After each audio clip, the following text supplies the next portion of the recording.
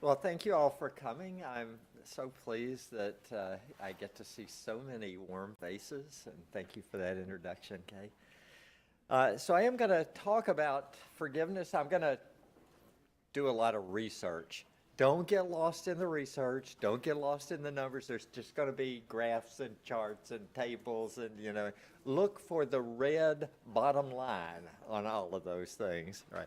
So I'm going to give you kind of the way that psychology, I think, has come to understand forgiveness, and this is pretty much what I'm going to try to do. So I can give you a little better picture of what forgiveness might be, and so also to talk about a way of forgiving that's been tried in many, many randomized controlled trials to reach forgiveness, and I give you what the acrostic stands for up there.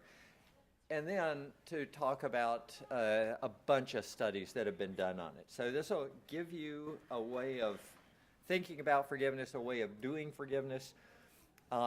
If you're interested in free resources, go to my website, which is evworthington-forgiveness.com. Massive amount of free info there. Forgiveness is hard. It's not an easy virtue. I know it's hard because I've experienced some of those hard things in life like most of us have, and if we're going to live long enough, pretty much all of us will. You can see this picture of my family and me in that paramilitary uniform there. Okay. So the reason that I put that up there is because one of the things that happened that really challenged me in my forgiveness is that my mother was murdered back in 1996. I'm not going to go into it except to say that it was a young man thinking that he could kind of rob her while she was away. But it turns out she wasn't away. She was just asleep. The house was dark. And he broke in and then ended up bludgeoning her with a crowbar until she died. My brother found her body, and he struggled with that traumatic image in his mind for the rest of his life, which was 10 more years.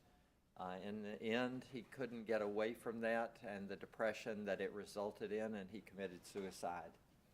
So that left me trying to deal with my failures in trying to get him out of that suicidal mode. And so I struggled then with some self-forgiveness issues for 2 or 3 years. Forgiveness of others, forgiveness of self, these are hard things. So forgiveness is a hard thing to do. So why should we forgive? Well, there are a lot of reasons why we should forgive, and there's a massive amount of data that support this. So first of all, if you hold grudges chronically, it's bad for your health. There are over 1,000 articles that were summarized in a book called Forgiveness and Health that we edited in 2015. 1,000 articles on forgiveness and health. Mental health can be affected if you do not forgive. People ruminate about issues. They play it over and over like a cow chewing its cud, a ruminant that's chewing its cud. And they get depressed, they get anxious. So it would be a good idea if you get a chance to ruminate about things, don't do that. Forgiveness is also good for relationships. So if I have a relational problem, then to be able to forgive and not to carry that around and kind of, let it rile me up the rest of the week, it's good for my relationship. And it's good for our spiritual life. We know that that is something that Jesus said that we are to do, and that is to forgive. And then he goes on and says, for if you don't forgive people who have harmed Father in heaven won't forgive you, but if you have forgiven, your Father in heaven will forgive you. He's not talking about salvation there. He's talking about a believer's judgment. He's talking to his disciples about that. It's right after the Lord's Prayer, the disciples' prayer. So this is more about, whether our acts are going to be straw or hay or stubble and burned up.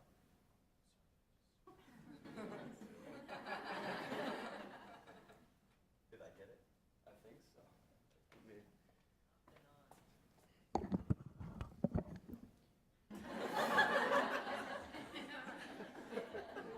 Maybe not.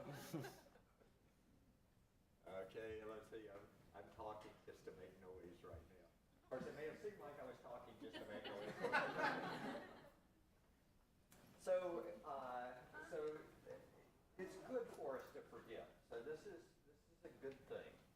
So how do we understand forgiveness? What is forgiveness? Well, I'm going to start by using an idea that we call the injustice gap. The injustice gap is the difference between the way I see things right now and the way that I would like to have them resolved. So if there's a big difference in the way I see things right now and the way I'd like it resolved, those things are hard to deal with. If there's a small difference, those are easy to deal with. So the size of the injustice gap is related to the ease of forgiveness. So let me give you, and the injustice gap is something that we modify over time.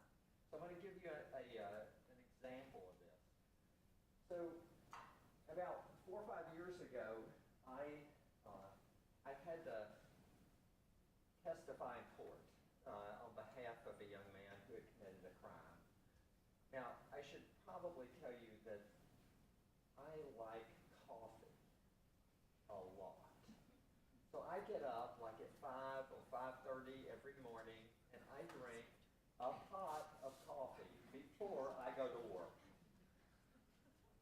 I only have a few cups now, but I do drink a pot of coffee before I go to work. And so this particular day, I had to be in the court building at 8 o'clock in the morning. And so I drink my coffee and finish at 7:30, and I'm off to the courts, and I wait. And I wait. And I wait. Now, this particular day is like the first day of the fall semester. It's like 100 degrees in Richmond. I have got to teach Psych 101 at 3:30. 305 inquiring minds want to know. And here I'm watching the clock tick, and I'm sitting outside the schoolroom waiting to be called, and it's like 1 o'clock, and it's 2 o'clock, and it's, about 15 minutes till 3, and finally they call my name, and I go in, and I sit down, get sworn in, and they go, so what do you think of this guy? I say, well, he's a really good guy. Fine, you may go. All that for you may go. Okay, well, now, I've got 45 minutes to get down to VCU. VCU is like 8 miles away on surface streets. I go jump in my car. I take off. I'm driving like a madman down through Richmond. And finally, of course, it's 3 o'clock. It's after 3 o'clock in the afternoon. There's no parking places any place. It's VCU's an urban university. I am parked a mile away. I jump out of my car when I finally find a parking place. I've got my backpack, which weighs about 50 pounds. I've got my black suit on. It's 100 degrees out. And I take off running the mile down the street to get to my office. So I'm, jogging down the street. And suddenly, in mid-stride, I go, I haven't had any coffee since like 7:30 this morning. And to show you the depth of my pathology, I deviate out of the way, and I go over 2 blocks and to Starbucks,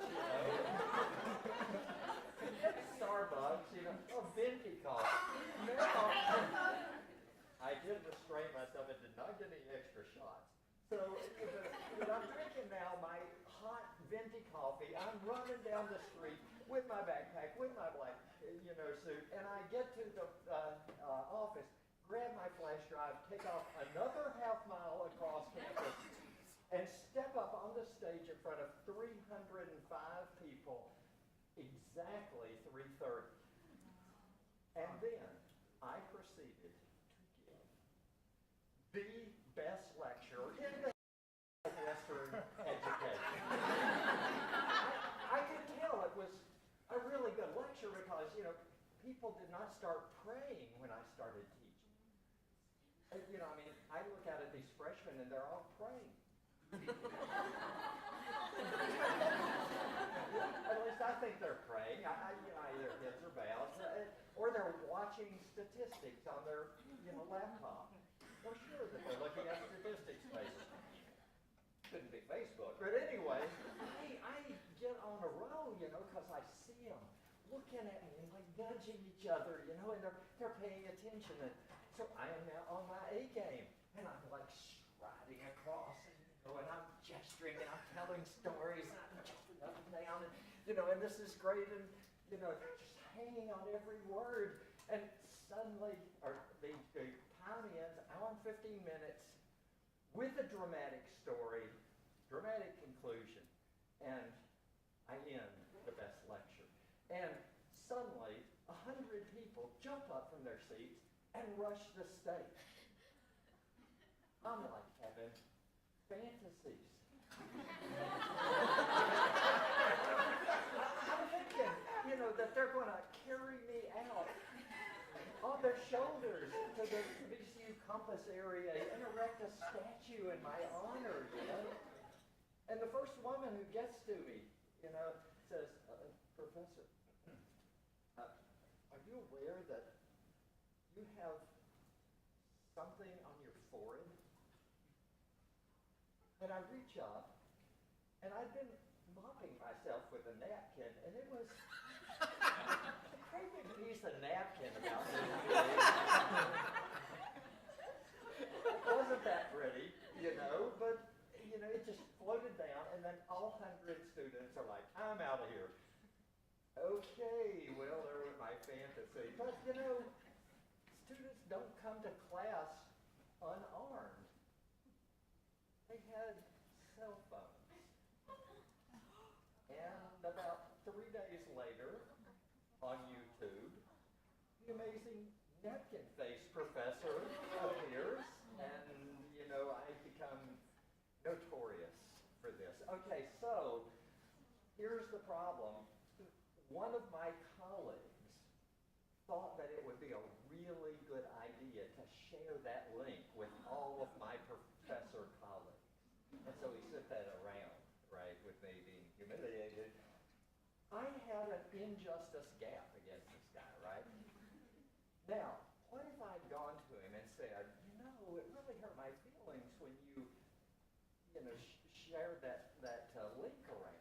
What if he had said, life is full of little disappointments, isn't it?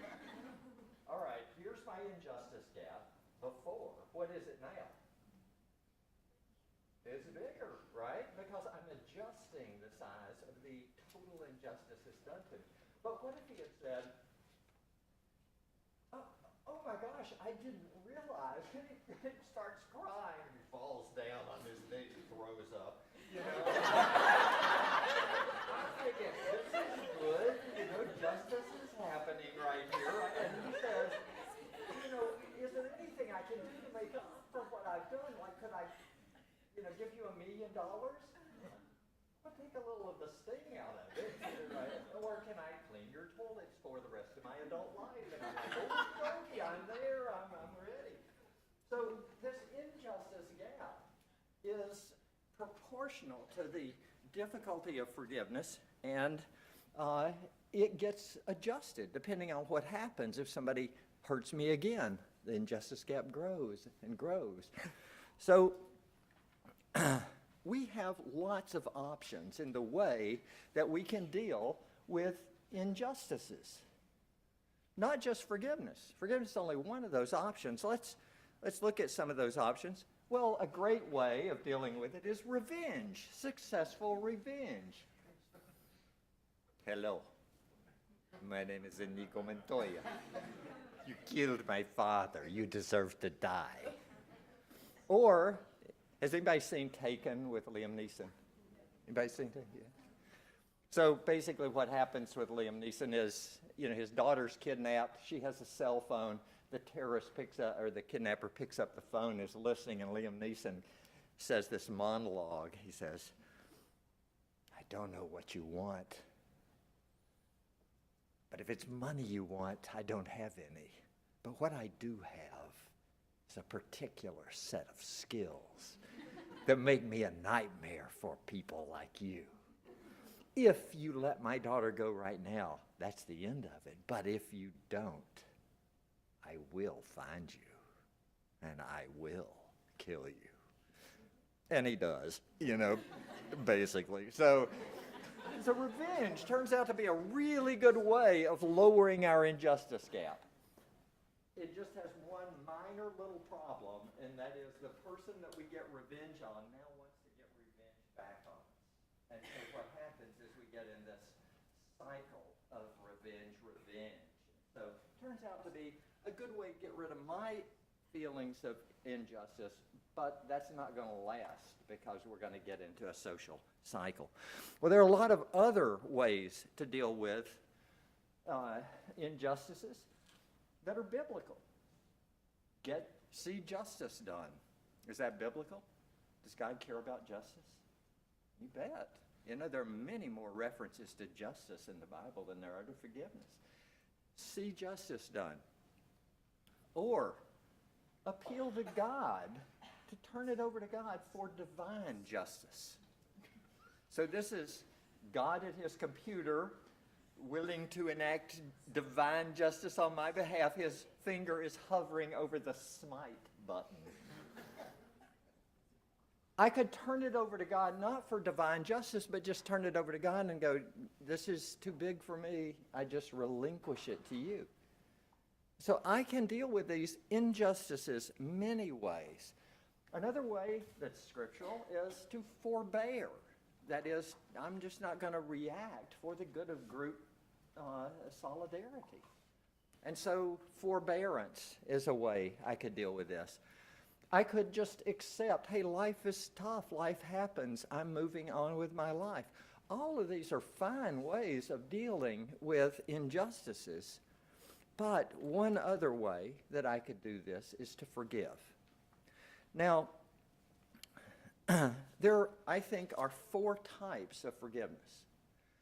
One of those types is God's divine forgiveness of us. We experience that mostly as an offender who is receiving mercy and grace by God. But also there's self-forgiveness.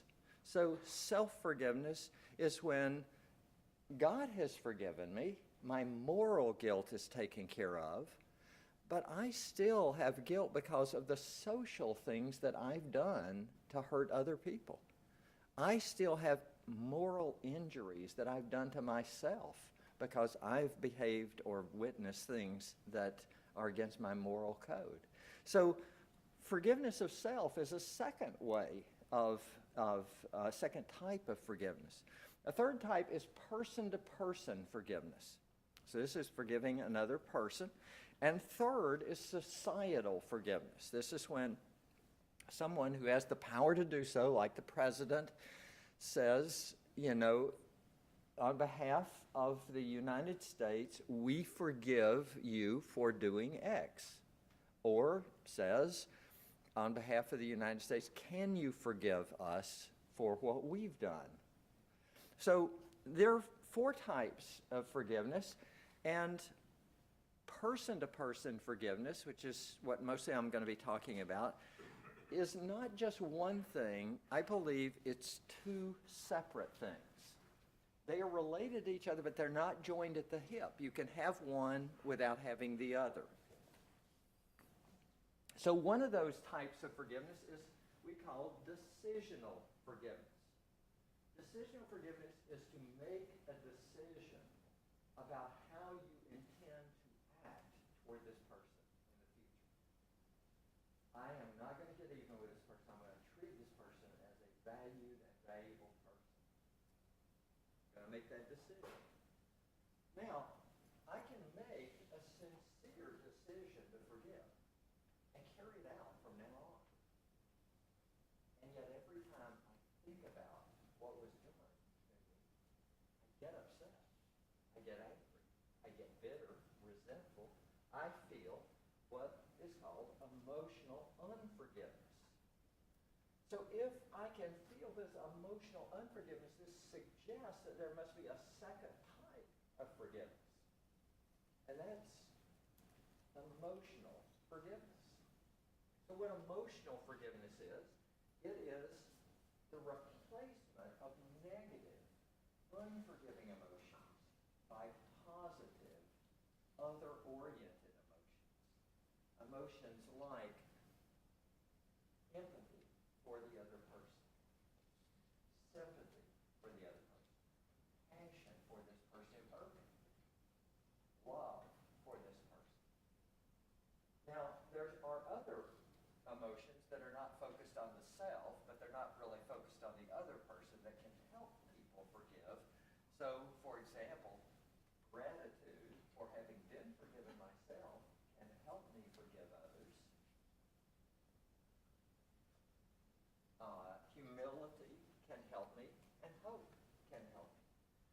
So what is full forgiveness, full emotional forgiveness? Well, full emotional forgiveness is, first of all, when I feel nothing toward the person.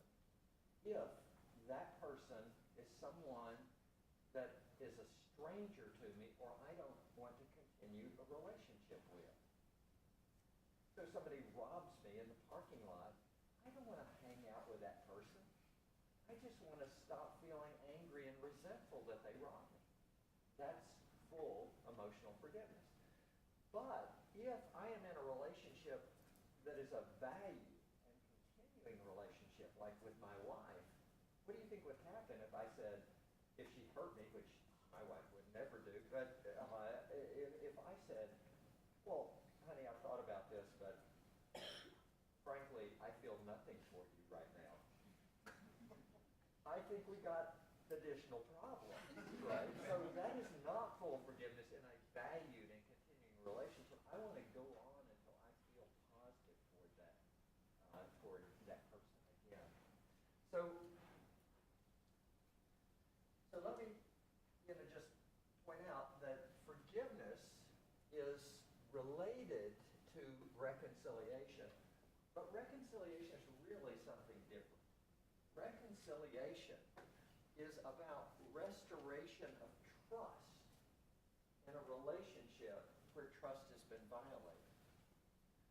I am not going to reconcile with someone if they are not going to be trustworthy. Does that make sense? If this person wants to kill me, I'm not going to reconcile with them. I'm going to keep my distance from them. Can I forgive them? Yes, because forgiveness happens inside my skin. But reconciliation is a social event. It happens in a relationship. And if one person doesn't want to participate in that, we're not going to reconcile. Paul, and we're not expected to by Scripture. Paul says, as much as it is up to you, live at peace with all people. It's not always up to us. If the person doesn't want to live at peace with me, I can't live at peace with that person. So one other thing, that forgiveness is not saying, I forgive you. Does that make any sense? If I say, I forgive you, couldn't I stab you in the back if you turn your back on me? Because I'm just saying that. It doesn't reflect what's in my heart. So saying I forgive you is actually part of the reconciliation process. It's not forgiveness. Okay, well, how do we help people forgive? Well, how do we help people forgive? So we have developed over the years a 5-step method to help people forgive. It's easy to say the 5 steps. It's 5 steps to reach forgiveness. All right, so R, recall the hurt. You have to E, empathize with the person who has hurt me so that I understand from their point of view. A, give an altruistic gift, not a gift that they deserve. They do not deserve forgiveness. I want to give them a gift of forgiveness. C, commit to the forgiveness that you experience. Why? So that H, you can hold on to that forgiveness whenever you doubt, and you probably will doubt. Oh dear. I forgot what those things stand for. What was R? Recall the hurt. What was E? Empathize. Empathize. A. Altruistic gift. C. Commit to the forgiveness you experience. And H. Hold on so that when you doubt. So basically, this approach has been investigated in many randomized controlled trials. In 2013, we did a meta-analysis. Here's the research coming to psych up for this. We did a meta-analysis which analyzes all of the different studies that were randomized controlled trials. We didn't admit field trials into that, only randomized controlled trials. And most of them dealt with psychoeducational groups, small groups, which anybody can lead. If you want to lead a group, go to my website. There are manuals on the website. You, as an undergraduate or a graduate or a professional, whether you're in the church, wherever, you can lead these groups almost as effectively as a PhD psychologist can, compare. So, psychoeducational groups, and later we developed some do-it-yourself manuals that people can work through. There are other non-direct ways that this reach forgiveness model is included. One of those is within a couple therapy or couple enrichment type of setting. One was self-forgiveness as one step of forgiving yourself. And the third is in psychotherapy, individual psychotherapy, where it gets included. So what is the meta-analysis study? This analysis of everybody's, this is not just reach forgiveness, everybody's attempt to forgive, or to investigate programs to forgive. First it says that there are two models that get used the most. Bobby and Wright's model, that he calls a process model of forgiveness, was investigated 23 studies. Reach forgiveness was investigated 22 studies. So there's basically two models in town. All other attempts together add up to 22 studies, and there are about 10 other models. So basically two models in town. Second, and I wish I didn't have to tell you this, all of the models are equally effective. My model was not better than Bobby and Wright's, his was not better than mine, or anybody else's. And therefore, there's no reason why you shouldn't use the reach forgiveness model at every since they're all equal anyway, Third, the more time people spend trying to forgive, the more success they'll have. In fact, there was a straight line relationship. 1/10 of a standard deviation of change per hour of trying to forgive. Okay? If you don't understand what that means, that's okay. Sign up for some stats courses, and then you'll be just really happy with that. All right, fourth, you not only, if you forgive, you go through a forgiveness group. Great. Let's suppose this is a 6-hour forgiveness group. You get 6/10 of a standard deviation of forgiveness. That's about half, that's a 6-hour forgiveness group. That's about half the change that you get in going through 26 weeks of cognitive behavioral therapy for depression.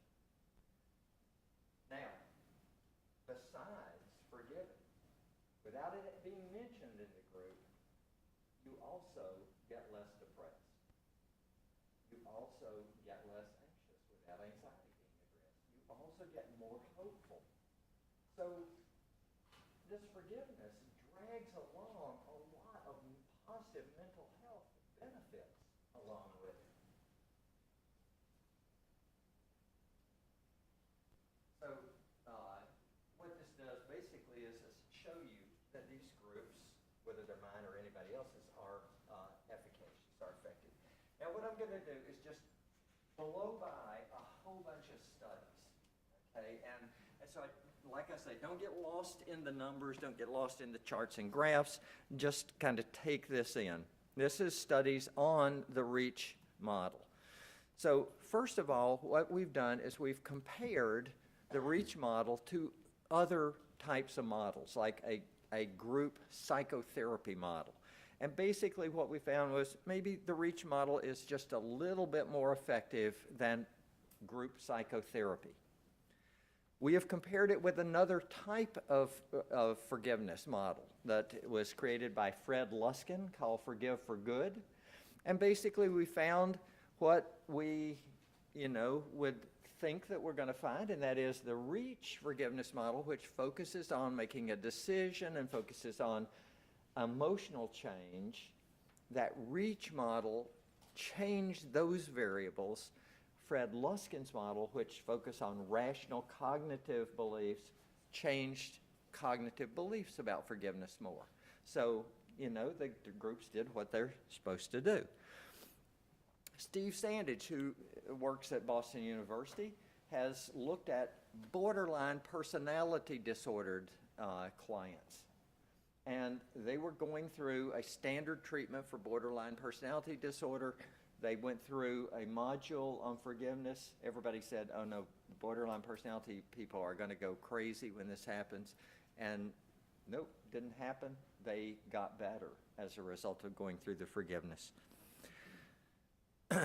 We have tested to see, is there a culture effect? And I think there is a little culture effect, but in comparing people who were born and raised in Virginia with people who were from another country but were a visiting, a person going to school in Richmond but were from another country, we put half of each type in a group and ran the group together. We did this for like 20 groups, and basically there wasn't any difference. So the foreign students or Virginia-born students responded equally to the REACH forgiveness. We adapted this for Christians, and it actually turns out to work well for Christians. In fact, as we're going to see in a minute, it even works better for Christians than for non-Christians. We tested this in the Philippines, where we adapted the REACH forgiveness groups for both culture and Christian, and we found effectiveness as a result of those adaptations. Now, we have just recently done this and have it under review right now, so it hasn't been accepted, but this is comparing groups in Indonesia.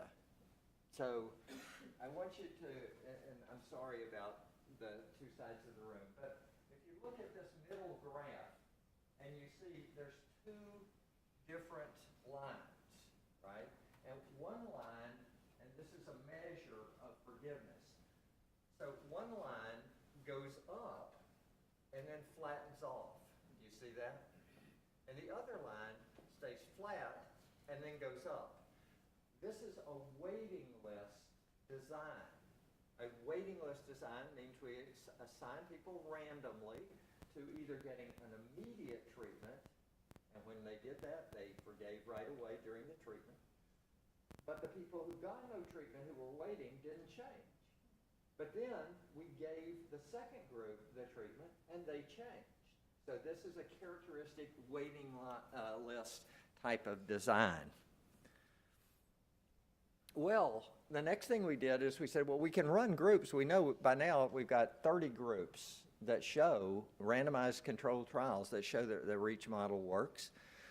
What if we tried to turn this into a do-it-yourself workbook that people could download on their own terms and work through. Would that have the same effect? And so we designed workbooks. We designed, first of all, a Christian-oriented workbook. Here's the great news for that. Remember I said 1/10 of a standard deviation change per hour of treatment? We got 2/10 of a standard deviation of change per hour of treatment for the Christian group. That needs to be replicated. One thing I've learned in science over 40 years is never trust a study, ever. What do you trust? You trust a lot of studies that say the same thing, but not a single study. So the Christian workbooks worked, needs replication to see if it's going to continue to be as powerful. Secular workbooks, they worked. We compared the Reach Forgiveness workbooks with a workbook to promote humility, a workbook to promote patience, a workbook to promote self-control, a workbook to promote a positive mood, and then a test and retest control. And basically what we found from that was that the forgiveness workbook not only increased forgiveness, it also made people more patient. These are trait changes, not state changes. This is not just a particular thing that you're measuring, but rather the way you report, this is my personality. Well, if we can do this by workbooks that people can download and work at home, what if we tried it online? Well, it turns out it works online too, but there's a problem that needs to be worked out, and that is attrition. People go to an online site, and you've got a 7-hour online interactive treatment. And they work for about 2 hours, and then they go, I think I'll get something to eat. And then they don't come back, right? So there have to be ways that are developed to keep people engaged. These areas are, this reach is included in other areas, such as self-forgiveness, raising the awareness of an entire Christian community, and couple enrichment. Yeah, and so what I want to do is just stop right here with a final story. And this is a story of a guy that I met on television one day. And his name is Chris Carrier. So what Chris Carrier, his story is that as a child, about 10 years old, he was waiting for his father to pick him up after school. And this guy drove by and said, oh, your father sent me to pick you up. He's arranged a surprise birthday party for one of your friends. So Chris gets in this pickup truck with this guy, and the guy takes him out into the swamp in Florida, and he starts to stab this 10-year-old boy with an ice pick, and he stabs him multiple times in his chest cavity and stomach. Well, Chris said he was laying on his back, and this guy's straddling him, stabbing him in the chest, and he goes, why are you doing this? Why are you doing this? And the guy goes, oh, I'm so sorry, I'm so sorry. And he says, I'll take you home. And he picks Chris up, and he takes him out to the pickup truck, and as Chris gets on the running board to step up, the guy pulls a gun out, puts it against Chris's head, and shoots him through the head. The bullet goes through and comes out his other eye and takes his eye with it, so you can see he's got one eye that isn't there. Well, he wakes up 3 days later out in the swamp, and he said, I had a headache. He made his way back to civilization. Somebody picked him up on the road, and he grows up into a adult. About 20 years later, he's working at a store, and this deputy comes in, police deputy, and says, we've always thought we knew the guy who abducted you, but we never had any proof. he is dying, and he does not deserve to leave this world without being confronted. So he takes Chris out to this guy's trailer. And Chris recognizes the trailer, recognizes the guy as soon as he steps in. The guy's name is David McAuliffe. It's a public story. And Chris, doesn't confront him. He recognizes him, but he says, "So who's taking care of you?" And the guy goes, "Well, I'm taking care of myself. I can hardly live, He says, "I'm taking care of myself." So Chris not only forgives the guy, but ends up spending the last 2 weeks of David McAuliffe's life caring for him as he passed. This is forgiveness. If Chris Carrier can forgive what was done to him, challenge yourself. What is it that's